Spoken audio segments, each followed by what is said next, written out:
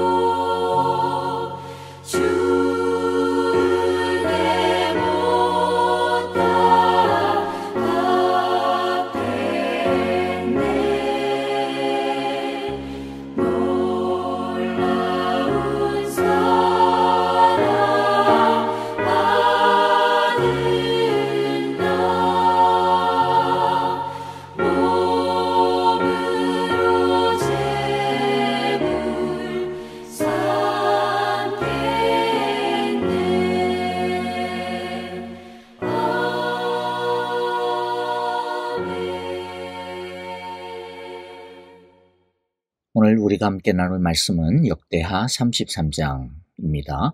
우리 1절부터 마지막 절까지 영상을 보면서 한 절씩 같이 읽도록 하겠습니다. 므낫세가 왕위에 오를 때 나이가 12세라.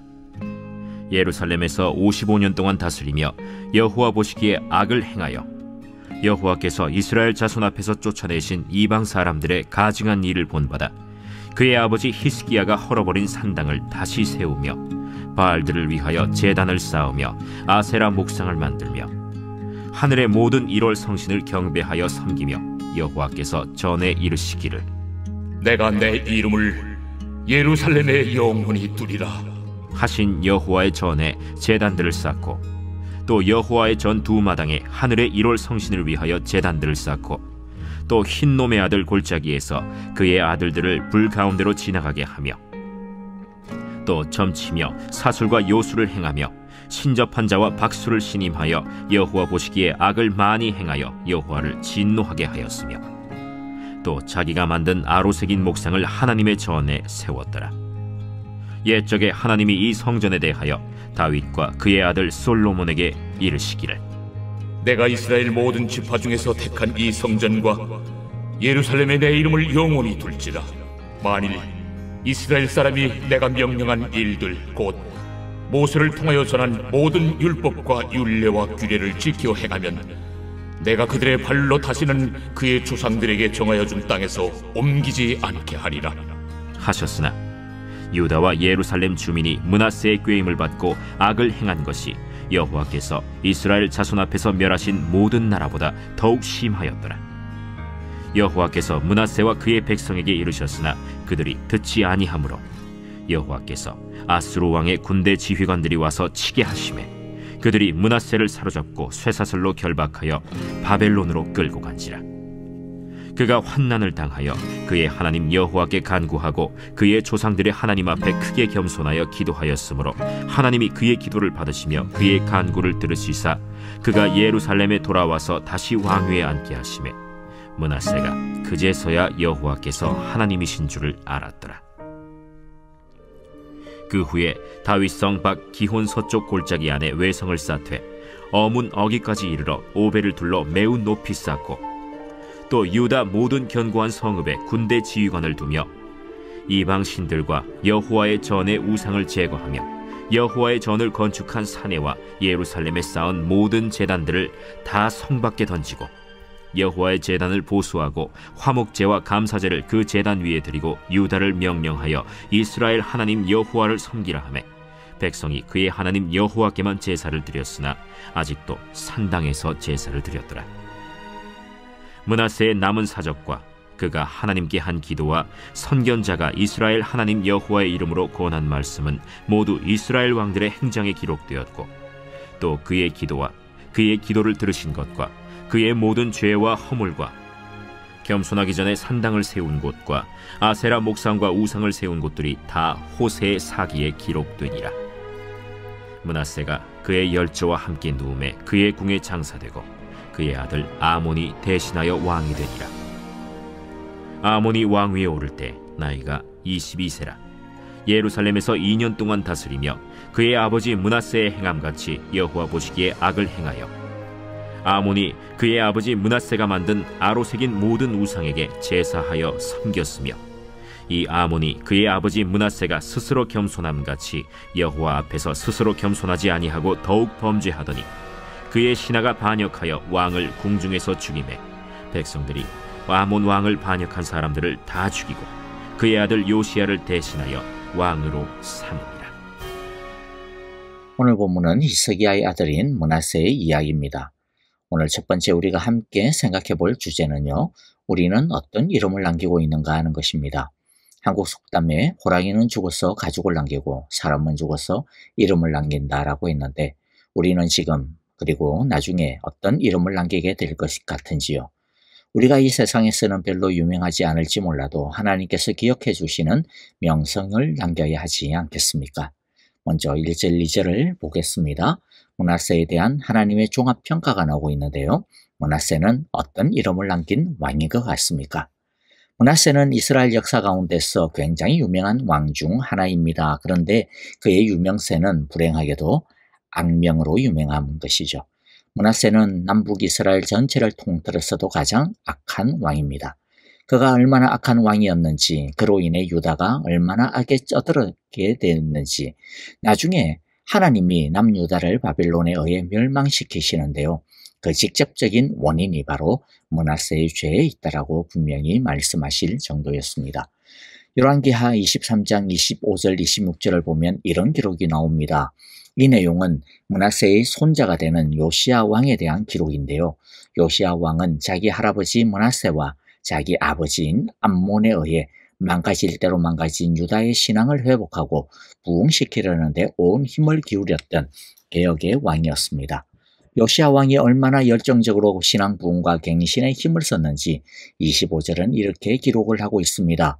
이와 같이 마음을 다 기울이고 생명을 다하고 힘을 다 기울여 모세의 율법을 지키며 주님께로 돌이킨 왕은 이전에도 없었고 그 뒤로도 다시 나타나지 않았다.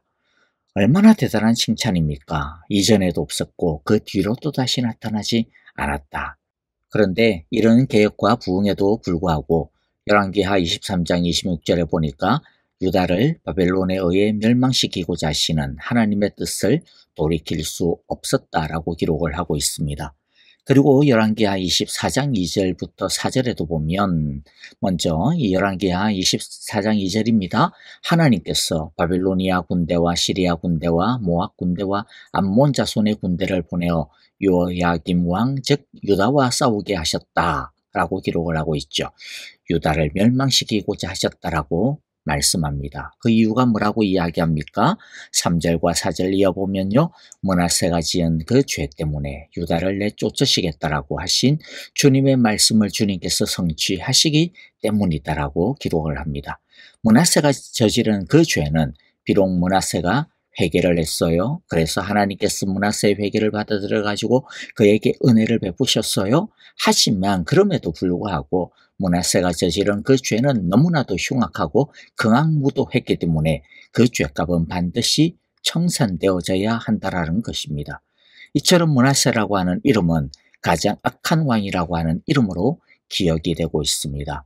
물론 우리는 므낫세처럼 이런 악명을 가질 리는 만무하겠죠. 그런데 그냥 우리는 악한 이름이 아니니까 다행이야, 만족이야 라고 하는 그런 마음은 너무나도 소극적이고 부족한 것이 아니겠습니까?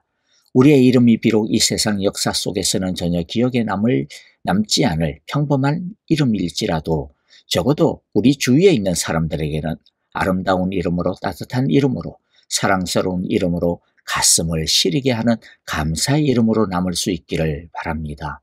우리의 자녀들에게, 우리의 가족에게, 그리고 우리의 친구들에게 우리의 이름은 무엇보다도 예수님을 닮았던 사람으로 그 사람을 보면 하나님이 어떤 분인지 알 것 같았어 라는 그런 모습으로 존재하는 것 자체만으로도 기쁨을 주었던 해피바이러스로 사람들에게 힘이 되어주고 위로를 주고 사랑을 주는 피스메이커로 우리의 이름이 기억되어지기를 간절히 기도합니다.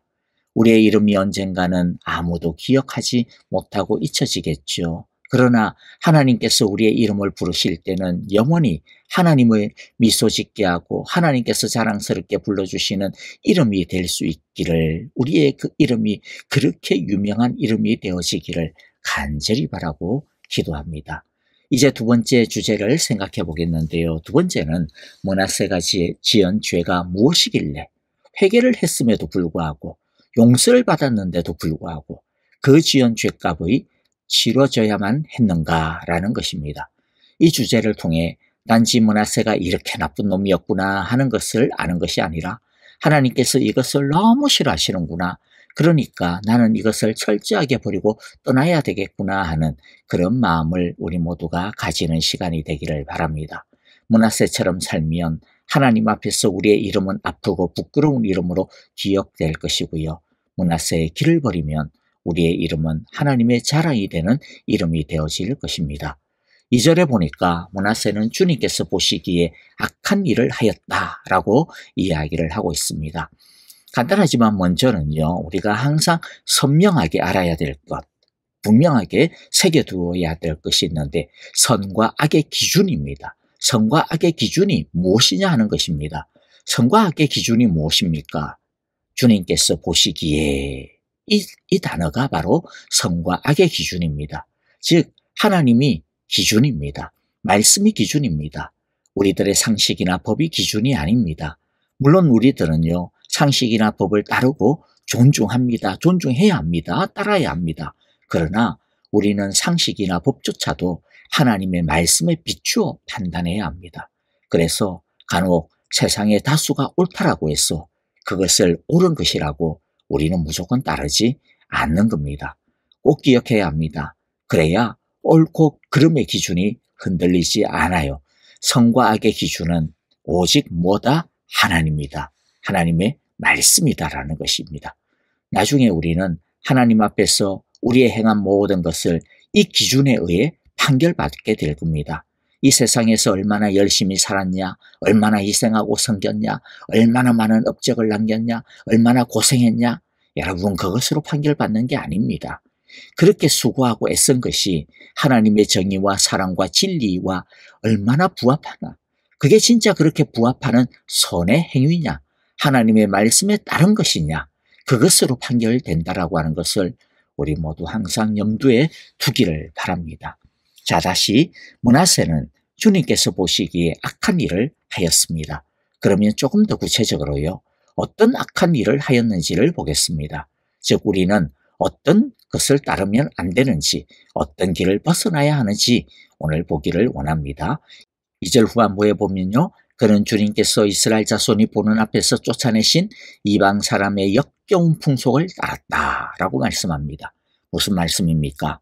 우리가 세상에서 살고 세상 사람들과 친밀한 관계를 맺으며 살아야 하고 또 세상 사람들과 우정을 주고받으며 살아야 하고 이 세상에서 일하고 업적을 이루며 살아가야 하지만은, 그러나 하나님을 믿는 사람에게는요, 어떤 선이 있어요. 리밋이 있습니다. 뭐가 있어요? 역겨운 풍속을 따르면 안 되는 선이 있다라는 거죠. 그러면 역겨운 풍속이 무엇인지 조금 더 보겠습니다. 먼저 3절에 보면요, 어떤 역겨운 풍속을 므낫세가 따랐습니까? 우상을 섬겼습니다. 다시 말씀드리지만 우상은 단순히 불상에게 절하거나 점을 치거나 다른 종교를 믿는 것만이 우상이 아닙니다. 그것은 눈에 보이는 우상이죠. 눈에 안 보이는 우상이 있어요. 그것은 다른 어떤 것이든 자신의 마음과 삶에서 하나님 자리에 두는 것이 바로 우상입니다. 그래서 돈이 우상이 될 수도 있고, 자식이 우상이 될 수도 있고, 남편이나 아내가 우상이 될 수도 있고, 부모가 우상이 될 수도 있고요, 건강이 우상이 될 수도 있고, 자기의 기분이나 감정이 우상이 될 수도 있고요, 자기의 커리어나 계획이 우상이 될 수도 있고, 이 세상의 유행에 뒤처지지 않으려고 하는 그 마음이 우상이 될 수도 있습니다. 한마디로 말해 하나님이 우리의 주인이요 왕이셔야 하는데 다른 것이 우리의 주인이 되어 우리가 그것에 끌려다니게 되는 것, 그것에 목매거나 휘둘리며 살게 되는 것, 그것이 바로 역겨운 풍속이라는 것입니다. 또 4절과 5절에 보면요, 성전 안에까지 이방신을 섬기는 제단을 만들어서 하나님을 예배하러 온 사람들에게 다른 신을 섬기도록 이끌었다라고 합니다. 뭡니까? 하나님을 믿는 신앙에 온갖 잡신들을 섞어버렸다라는 거예요. 무엇이 역겨운 풍속입니까? 소위 말해 혼합주의 신앙입니다. 우리는 오직 하나님만을 사랑하고 섬겨야 합니다. 오직 하나님의 말씀만을 따라야 합니다. 그런데 거기에 다른 것을 섞어버리면 역겨운 풍속이 됩니다. 그래서 하나님 말고도 다른 신도 있을 수 있어. 하나님 말고도 다른 진리도 있을 수 있지 않겠어? 구원을 받는 길이 꼭 뭐 예수님 믿는 그 한 길뿐이겠어? 다른 종교로도 다른 믿음으로도 구원을 받고 진리에 이를 수 있는 거 아니겠어? 라고 말하고 그것을 소위 포용이라고 하는 미명하에 용납하게 되는 것, 그것이 바로 성전 안에 우리의 믿음 안에 다른 신전을, 다른 신앙을 세우는 일, 역겨운 풍속인 것이죠. 여러분, 오직 예수님만이 길이요 진리요 생명입니다. 사도행전 4장 12절의 말씀처럼 이 예수밖에는 다른 아무에게도 구원은 없습니다.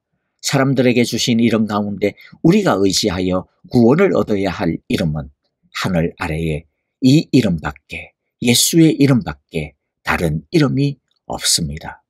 세 번째 역겨운 풍속이 무엇입니까? 6절과 7절인데요. 점쟁이와 마술사를 따르고 목상을 따랐습니다. 이것은 무엇을 의미합니까? 점을 치는 것, 마술사를 시켜 마법을 부리게 하고 악령과 귀신들을 불러내는 것은 어떤 길을 알고 싶어 하는 것이죠. 앞으로 어떻게 될까? 내가 뭘 해야 화를 피하고 복을 받을까? 구원을 받을까? 평안해질까? 그런데 우리의 길은 어디에 있습니까? 우리의 구원은 어디에 있습니까? 우리의 복의 길, 복의 방법은 어디에 있습니까? 어디에서 평안이 나옵니까? 8절입니다. 이스라엘 백성이 내가 명한 말 곧 모세를 시켜 전한 율법과 율례와 규례를 지켜 그대로 하면 내가 그들을 그들의 조상에게 준 이 땅에서 결코 쫓아내지 아니하겠다 하셨다. 뭔 말입니까? 진리는, 복은, 평안은, 구원은 바로 하나님께서 우리에게 전하여 주신 하나님의 말씀에 있다라는 겁니다. 점에 있지 않아요. 점 보면 절대 안 됩니다. 장난으로라도 점 보면 안 돼요. 세상에 과학이나 철학이나 처세술에 있지 않아요. 우리가 과학을 배우고 철학을 배우지만은 처세술을 통해서 우리들이 우리의 어떤 삶의 길을 갖다가 좀 유익을 얻지만은 그러나 거기에 우리의 진리가 있지 않아요. 역겨운 풍속이란 하나님의 백성이 하나님의 말씀을 사랑하지 않는 것입니다. 하나님의 말씀을 진리라고 믿지 않는 것입니다. 그러므로 하나님의 말씀을 사랑해야 합니다. 하나님의 말씀을 진리로 알고 그래서 하나님의 말씀을 듣고 읽고 배우고 묵상하고 암송하고 순종해야 합니다. 그럴 때 우리의 이름은 하나님 앞에서 영원히 아름다운 이름으로 기억이 될 것입니다. 말씀을 마무리합니다. 므낫세의 악행 중에서 남아있는 으뜸가는 악행이 이제 하나 남아있어요. 그것이 무엇일까요? 구절에 나오는 내용이에요. 바로 왕으로서 하나님의 진리와 사랑과 거룩의 모범을 보이고 백성들을 하나님의 길로 인도해야 하는데 거꾸로 백성들을 꿰어서 악행을 저지르게 하고 그것도 다른 어떤 민족보다도 더 흉악하게 저지르게 만들었다라는 거죠. 여러분, 우리는 어떤 존재로 구원을 받았고 부름을 받은지 다 아시죠? 우리는 왕같은 제사장으로 부름을 받았습니다. 복의 통로로, 복덩어리로 부름을 받았습니다. 구원을 받은 사람이라면 예외 없이 다 왕같은 제사장으로 부름을 받아 하나님의 아름다운 덕을 전하도록 부름을 받았습니다. 그래서 전 성도의 제사장입니다. 전 성도가 왕같은 제사장이죠. 저와 여러분입니다. 목사만이 아니에요. 여러분도 왕같은 제사장입니다. 그러므로 우리 마지막으로 우리 자신을 돌아봅시다. 진짜 그런 사람은 아무도 없겠지만은 혹여라도 므낫세처럼 다른 사람에게 나쁜 영향을 끼치는 그런 사람은 우리 가운데 저나 우리 모두 중 아무도 없기를 바랍니다. 오직 우리 모두는 생명과 사랑과 하늘 축복을 전하고 있는 복의 통로, 복덩어리가 되어지시기를 간절히 바라고 축복합니다. 아멘. 자, 오늘 우리에게 주신 귀한 말씀들 마음 가운데 새기면서 우리 함께 기도하는 시간 갖도록 하겠습니다. 교회와 성도들을 위하여 함께 사랑과 마음을 담아 우리 함께 서로 축복하며 기도합시다. 아프신 성도님들 한 사람 한 사람 이름들을 기억하며 우리 기도해 주시기를 바랍니다. 주여 은혜의 은혜를 부어주소서, 건강의 건강을 부어주소서. 함께 기도해 주시고요. 선교사님들을 위하여 우리 함께 전심으로 사랑을 담아 기도하고 찬양 드리겠습니다.